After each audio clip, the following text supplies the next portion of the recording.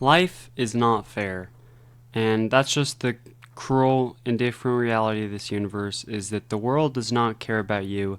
The world does not care about your problems and your circumstances and how good of a person you are. It's sort of a hard feeling to cope with, and I've definitely had to deal with that feeling throughout my life. But I've realized that feeling sorry for yourself, having self pity in your darkest moments, doesn't actually change anything. A couple years ago, I started to develop some pretty severe health issues. And at first, I remember I was just upset. I thought that I had been cursed in some way. I just felt so sorry for myself. I had so much self pity. I cursed the world. I thought it was so unfair. I said, I've been such a good person. Like, why did this happen to me? Like, why did I have to suffer with this and no one else around me has? And I just felt bad for myself for so long and just allowed myself a pass on not pursuing any change in my life, just being self destructive and complacent and just allowing my challenges in a way to just consume me and ruin my life. And I think it's an easy road to go down. I think it's the most natural thing because you care about yourself and you have high expectations for the events of your life. And if things go so astray from that, it feels very natural to be upset about it and to, think about the alternative and to feel as though you've been gypped. But life isn't fair. I recently traveled the world. Me and my brother went and we spent 3 months in Vietnam and Thailand. And I realized, there are hardworking people here that don't make as much as we do back in the United States. And it's nothing to do with them or their efforts. It's just the world isn't fair, there were kids my age digging ditches and I was there making money online just because I was American. And, on the way back, we had a layover in South Korea and we had to leave the airport and go stay in an Airbnb for the night. And the whole time as I was, looking around at this city, seeing how nice the infrastructure was, how developed this country was, I was thinking about North Korea. Right across the border, not even that far away, people were incredibly poor and suffering. And where we were, they were fine, they were doing well. It's like some tiny little border between North and South Korea determines the lifestyles of millions of people. Life isn't fair, It's not just sometimes good people go through bad things. And sometimes there isn't even anything you can do about your circumstances. But I would say in the vast, vast majority of cases, no matter what, even if you're thrown in a concentration or a labor camp, even if you're struck with some terrible life-altering disease or illness, there's always something you can do. Maybe you can't fix the problem, but you can fix your perspective, your outlook. You can find a way to, scrape away some amount of contentment or joy in the worst of circumstances. At least that's what I would like to believe and strive for. And I think what it comes down to is you can't pity yourself. You can't feel sorry for yourself because it doesn't help. And it sort of takes away your ability to look at things objectively and to focus on what you have control over. Like when I first got my health issues, it was a long period of feeling just upset and angry and dejected, and I almost felt entitled to good health because I'd had it my whole life. And so I was cursing the world, cursing God that I had been befallen with this illness and asking why. I was so confused because I was I've been a good person. This doesn't happen to me. This kind of stuff has never happened to me.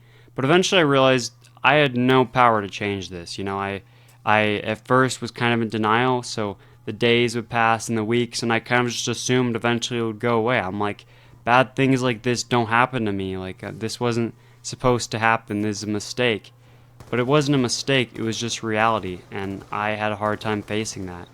And after a long enough period of time when it never went away, I realized it just is what it is, and there's no changing the specifics of, what I've been through. I have these health issues now. I need to just move forward, give myself as much power and control as I can by giving myself the right perspective, and just go from there, So I just decided, hey man, it's not worth feeling sorry for yourself. It's not worth sitting and being upset about, what might have happened, what I could have done differently, any of that. None of that matters at all. All that matters is this moment right here, what you can actually do moving forward. Give yourself that power and just try to move forward. Like maybe you just got dumped. Maybe, you can sit and think about every possible thing you did wrong in that relationship and just beat yourself up, or be upset with the person who dumped you, be upset with your ex, be like just thinking about all of these things, pitying yourself, feeling like you didn't deserve the way you were treated, you didn't deserve the way you were dumped. But the world doesn't care, your ex doesn't care. Genuinely, if you want this person back, you have to do what it takes to go after them. Or if you don't want this person back, you have to do what it takes to recover from that emotionally and move on. The same goes for almost anything in life. This is sort of the stoic mindset. If you walk up on someone keying your car and they like run off, and you chase them a little bit and you can't catch them and they're gone, sure, you could get all pissed off and you could kick rocks and you could sit there in the parking lot screaming like a man-child. Or you could realize, what you have to do. You're going to have to call your insurance company. You're going to have to figure out, all the specifics, like, is this covered? Like, is it going to be okay? So you might as well do that with the right emotion. If you have to do that anyway, you might as well try to just cut out the anger and the frustration. Just take a deep breath and move forward. And it's not always so easy to let go of those emotions when they come on and they're natural and a part of the human condition. But I think it actually is possible. It is a discipline. It's a practice that you work at. All of Stoicism is about saying that the emotions are valid and you should let yourself feel them, but you should not give in to them.